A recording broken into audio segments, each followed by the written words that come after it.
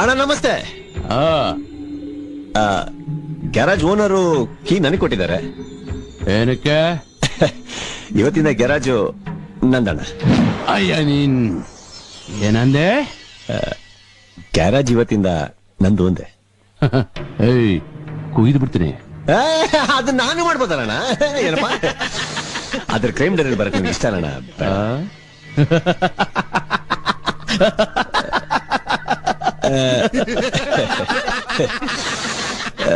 ಕುಮ್ಮಿ ಸ್ವಲ್ಪ ಕಾಫಿ ಕುಡ್ಕೊಂಡ್ ಬರ್ಬೇಕಾ? ತುಂಬಾ ಮರ್ಯಾದೆ. ತಗಳಿ ತಗಳಿ ತಗಳಿ. ಹಣ ಏನೋ ಹೇಳ್ತಾ ಇದ್ರಿ?